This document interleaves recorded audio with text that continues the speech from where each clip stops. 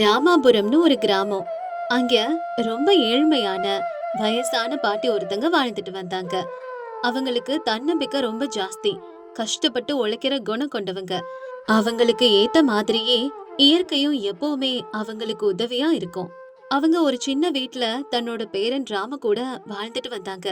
சுத்தி இருக்கவங்க எல்லாரும் அந்த பாட்டி இந்த வயசுலயும் கஷ்டப்பட்டு உழைக்கிறத பார்த்து அப்படியே ஆச்சரியப்பட்டு போவாங்க. அப்படி ஒரு நாள் பாட்டி ராமு கிட்ட இப்படி சொல்றாங்க. ராமுக்கண்ணா, என் தங்க குட்டி எங்கடா இருக்க? வா, வந்து ஒரு வாய் சோறு சாப்பிடுவியா?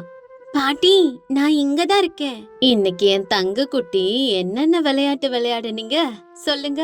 பாட்டி, இன்னைக்கு நான் என்னோட ஃப்ரெண்ட்ஸ் எல்லாரும் கூட சேர்ந்து நீச்சல் கத்துக்கிட்டேன் பாட்டி. அப்படியாடா கண்ணா, என் செல்ல குட்டி நீச்சல் எல்லாம் கத்துக்கிறியா? அப்ப ரொம்ப சோர்வா இருப்பியே. வா, வந்து சோறு சாப்பிடுடா செல்லம். ஓடியா ஓடியா. இன்னைக்கு என்ன குழம்பு பாட்டி? தயிர் சாதமோ மாங்காய் ஊறுகாய்டா செல்லம். என்ன பாட்டி நீ தினமும் தயிர் சாதமே தர்றா? என் ஃப்ரெண்ட்ஸ் வீட்ல எல்லாம் விதவிதமா குழம்பு வைக்கிறாங்க தெரியுமா? செல்லமே, அவங்க எல்லாம் நல்லா காசு சம்பாதிச்சு எல்லா காய்கறியும் வாங்குற அளவுக்கு வசதியா இருக்கிறவங்கடா.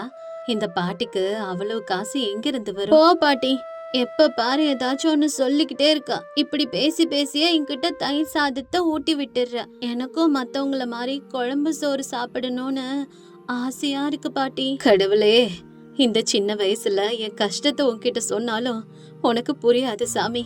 இந்த ஒரு வேளைக்கு மட்டும் இதை சாப்பிட்டுக்கப்பா. கண்ணா, இந்த தயிர் சாதத்தை சாப்பிடவே ரொம்ப கஷ்டமா இருக்கு பாட்டி. எனக்காக ஒரு நாளைக்காவது ஏதாவது குழம்பு வச்சு கொடு பாட்டி. சரிடா கண்ணா, இந்த ஒருவேளை இதை சாப்பிட்டுட்டு போய் தூங்கு கண்ணா. அப்படி சொல்லி ராமுவ கட்டாயப்படுத்தி தயிர் சாதம் சாப்பிட வச்சு தூங்க வச்சிடுறாங்க. ராமு தூங்குனதுக்கு அப்புறம் பாட்டி ரொம்ப வேதனைப்பட்டுக்கிட்டே இப்படி சொல்றாங்க. நாளாக ஆக வீட்டுல சாப்பாட்டுக்கே ரொம்ப கஷ்டமா இருக்கு. இந்த வயசுல கூலி வேலைக்காச்சும் போகலானா இவனை வீட்டுல தனியா விட்டுட்டு எங்கேயும் போக முடியல. ஆனா பாவம் புள்ள தினமும் தயிர் சாதத்தை சாப்பிட முடியாம தவிச்சு போறான். இதுக்கு ஏதாச்சும் வழி பண்ணணும். அப்படி யோசிச்ச பாட்டி தூங்கி போயிடுறாங்க. அடுத்த நாள் வீட்டை சுத்தி அங்க இங்க தேடி பாத்துக்கிட்டே இருக்காங்க. அப்ப இப்படி சொல்றாங்க. வீட்டை சுத்தி காய்கறி வளர்க்கலானா கொஞ்சம் கூட இடம் காலியாவே இல்லையே. இப்ப என்ன பண்றது? எனக்காக இல்லைனாலும் குட்டிக்காகவாது சில காய்கறிகளை விளைவிக்கணும். அப்படி யோசிச்சுக்கிட்டே சுத்தி பார்க்கும்போது மரத்து மேல ஒரு குருவி கூடு கண்ணுல பட்டுச்சு. அப்பதான் பாட்டிக்கு ஒரு சூப்பர் ஐடியா வந்துச்சு. ஆமா, காய்கறிகளை ஏன் வீட்டுக்கு வெளியே வளர்க்கணும்? அந்த பறவைங்க மரத்து மேல கூடு கட்டுற மாதிரி நானும் ஏன் வீட்டுக்கூற மேல காய்கறிகளை விதைக்க கூடாது? சரியான நேரத்துக்கு அந்த பறவை கூடு கண்ணுல பட்டு இந்த இயற்கையே எனக்கு ஒரு நல்ல யோசனைய கொடுத்துருச்சு. அப்படி ஒரு முடிவுக்கு வந்த பாட்டி வீட்டு கூரை மேல எல்லாத்தையும் சுத்தம் செஞ்சு அவங்க கிட்ட இருந்த கொஞ்சம் காசை வச்சு சில மண் சட்டிகளையும் காய்கறி விதைகளையும் வாங்கிட்டு வர்றாங்க. இந்த மண் சட்டிங்க எல்லாத்துலயும் மண்ணை நிரப்பி ஒண்ணுல தக்காளி விதை, கத்திரிக்காய், பீர்க்கங்காய், வெண்டைக்காய் விதைகளை நட்டு சில கீரை வகைகளை வீட்டு மேல படர விட்டோம்னா ராமு சாப்பிடறதுக்கு தேவையான எல்லா காய்கறியும் ஈங்கனே விளையும். அப்படி எல்லா விதைகளையும் நட்டு சில கீரை செடிகளையும் வீட்டு மேல படர விட்டு அதுங்களுக்கு தண்ணி ஊத்திட்டு இருந்தாங்க. அத பார்த்த ராமு, பாட்டி நீங்க என்ன பண்ணிட்டு இருக்க பாட்டி? நீ தானடா கண்ணா கேட்ட, என் நண்பர்கள் மாதிரி எனக்கும் குழம்பு ஊத்தி சோறு சாப்பிடணும் போல இருக்குன்னு. அதான் அதுக்கு தேவையான காய்கறி செடிகள் எல்லாம் நட்டு வளர்த்துக்கிட்டு இருக்கேன். அதத்தான் பாட்டி பண்றேன். பாட்டி, நிஜமாவே இதெல்லாம் எனக்காகத்தான் பண்றியா? எனக்காகத்தான் நீ கஷ்டப்படுறியா பாட்டி? சொல்லு பாட்டி. இந்த பூமியில எனக்குன்னு மிஞ்சி இருக்கிற ஒரே சொந்தம் நீ மட்டும்தான்டா. உனக்காக இந்த கஷ்டத்தை கூட படலைனா அப்புறம் இந்த பாட்டி எதுக்காக உயிரோட இருக்கணும்? உனக்காக எது வேணா பண்ணுவேன் கண்ணா. பாட்டி இப்படியெல்லாம் சொல்லாத, எனக்கு ரொம்ப கஷ்டமா இருக்கு பாட்டி. செல்ல குட்டி, பாட்டி சும்மா சொன்னேன்டா. நீ கேட்டது செய்யணும்னு தான் பாட்டி இவ்வளவு வேலையை செய்யறேன். சரி கண்ணா, நீ போய் விளையாடு. சரி பாட்டி. அப்படி சொல்லிட்டு ராமு அங்கிருந்து போயிடுறான். அதுக்கப்புறம் பாட்டி தினமும் அந்த செடிகளை ஜாக்கிரதையா சுத்தம் பண்ணி அதுங்களுக்கு தேவையான தண்ணிய ஊத்தி வளர்த்துட்டு வர்றாங்க. இதெல்லாம் பாக்குற பக்கத்து வீட்டுக்காரன் இப்படி கேக்குறான். என்ன பாட்டி, நானும் 2 நாளா பாத்துட்டு இருக்கேன். ஏதோ பிஸியா வேலை செஞ்சுக்கிட்டே இருக்க, என்ன விஷயம்? ராமுக்கு பிடிச்ச காய்கறி செடிகள் எல்லாம் வீட்டு கூரை மேல நட்டு வச்சிருக்கேன். அந்த வேலையை தான் பாக்குறேன்ப்பா. பாட்டி, உனக்கு என்ன பைத்தியமா பிடிச்சிருக்கு? வீட்டு கூரை மேல போய் காய்கறி செடிய நட்டா அது முளைக்குமா என்ன? எங்க வீட்டு லட்சுமி கூட நீ செய்யற வேலைய பார்த்துட்டு 2 நாளா சிரிச்சுக்கிட்டே இருக்கா. வீட்டுக்கு பின்னாடி நட்டு வைக்கிற அளவுக்கு என்கிட்ட இடம் இல்லையடா. சரி, உன் வீட்டு முன்னாடி நடுறேன்னு சொன்னா நீ ஒத்துக்குவியா? இல்ல உன் பொண்டாட்டி லட்சுமி தான் ஒத்துக்குவாளா? அதான் இருக்கிறத வச்சு ஏதோ ஒரு சின்ன யோசனை பண்ணிருக்கேன். பாப்போம், அந்த இயற்கை எனக்கு உதவி பண்ணா நல்லது. சரி சரி, உனக்கு பிடிச்சத நீ பண்ணிக்கோ. தேவையில்லாம உன்கிட்ட பேச வந்த பாரு. எனக்கு வேலை இருக்கு, நான் வெளிய போறேன். சரி பாட்டி, நான் போயிட்டு வரேன். வேலையை விட்டுட்டு உன்னை அக்கம் பக்கம் யாருடா பார்க்க சொன்னது? போ போ, சீக்கிரம் கிளம்பி போ. அப்படியே சில வாரங்களும் நாட்களும் கடந்து போச்சு. பாட்டியோட கஷ்டத்துக்கு பலன் கிடைச்சது. அந்த வீட்டு கூரை முழுக்க பச்சை பசேல்னு இலைகளோடும் கலர் கலரான காய்கறிகளோடும் ஒரு குட்டி தோட்டம் மாதிரியே மாறி போயிருந்தது. அன்னைக்கு அந்த காய்கறிகளை பறிச்சு ராமுக்கு 2 விதவிதமான குழம்பு வச்சு கொடுத்தாங்க பாட்டி. அத சாப்பிட்ட ராமு இப்படி சொன்னான். ஐ பாட்டி, நான் பிறந்ததுல இருந்து நம்ம வீட்ல குழம்பு வச்சு பார்த்ததே இல்ல. இன்னைக்கு நம்ம வீட்ல 2 விதவிதமான குழம்பு வச்சிருக்கே. நான் இப்ப குழம்பு ஊத்தி ஜாலியா சாப்பிட போறேன் பாட்டி. நல்லா சாப்பிடு ராமு, வயிறு ரொம்ப சாப்பிடு. நீ எவ்வளவு நிறைய சாப்பிடுறியோ அப்பதான் இந்த பாட்டி பட்ட கஷ்டத்துக்கெல்லாம் ஒரு திருப்தி கிடைக்கும். இதோ இந்த 2 குழம்பையும் ஊத்தி நிறைய சாப்பிடு. பாட்டி, இந்த குழம்ப ஊத்தி சாப்பிடும்போது சோறு எவ்வளோ டேஸ்டா இருக்கு தெரியுமா? இந்த காய்கறிகள்ல இவ்வளோ ருசி இருக்குமா? ஆமாடா கண்ணா, அதுவும் இந்த காய்கறிகள் உனக்காகவே எந்த மருந்துமே போடாம இயற்கையா விளைவிச்சது. அப்பாடா, இன்னைக்கு நான் வயிறு ரொம்ப சாப்பிட்டேன் பாட்டி. நீயும் ஒரு வாய் சாப்பிடு பாட்டி.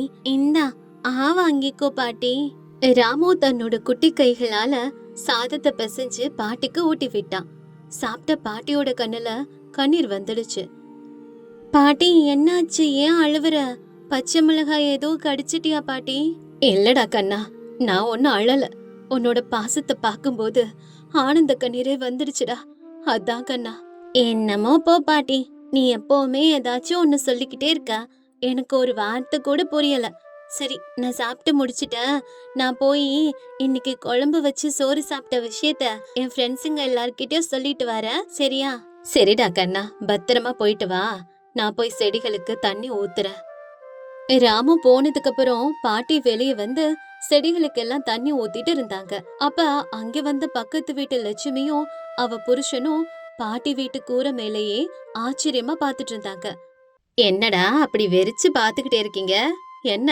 அம்மாடியோ பாட்டி, உன் ஓட்டு வீட்டு கூரை மேல இவ்ளோ காய்கறிங்க காய்ச்சிருக்கு. உங்க வீட்டை பார்த்தாலே பச்சையா அழகா இருக்கு பாட்டி.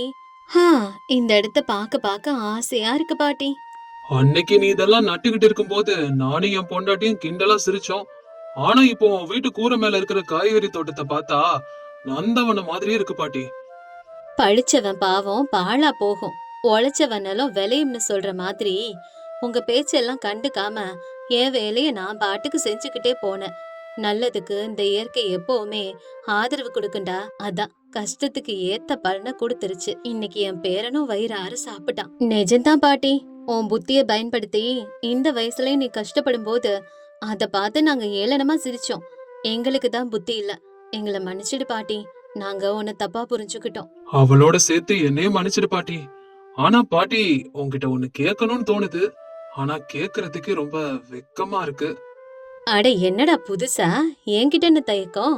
என்ன வேணாலும் கேளு. உன் வீட்டு கூரை மேல இருக்கிற இந்த பச்சை பசேல் காய்கறிகளை பார்த்தா அத ஒரு தடவை சமைச்சு ருசி பார்க்கணும் போல ஆசையா இருக்கு பாட்டி. கொஞ்சம் காய்கறி தருவியா? ஃப்ரெஷ்ஷான காய் கிடைக்கிறது இல்ல, காசு கூட நான் தரேன் பாட்டி. அட காசெல்லாம் வேணாண்டா. உங்களுக்கு தேவையான காய்கறிகளை நீங்களே பறிச்சுக்கிட்டு போங்க, சரியா? ரொம்ப நன்றி பாட்டி. ஆனா நீ ரொம்ப நல்லவ பாட்டி. உனக்கு கஷ்டம் வந்தப்ப நாங்க ஒண்ணுமே செய்யல. ஆனா எங்களுக்கு தேவையான உடனே நீ கஷ்டப்பட்டு வளர்த்த காய்கறிய கூட கொடுக்கறியே.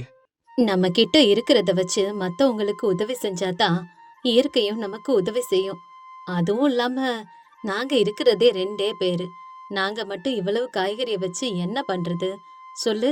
எப்படினாலும் தினமும் பறிக்க புதுசு புதுசா காய்கறி வந்துட்டே தான் இருக்க போகுது. அப்படி சொன்ன பாட்டி கூரை மேல இருந்து தோட்டத்துல இருந்து சில காய்கறிகளை பறிச்சு பக்கத்து வீட்டுக்காரங்களுக்கு கொடுத்தாங்க.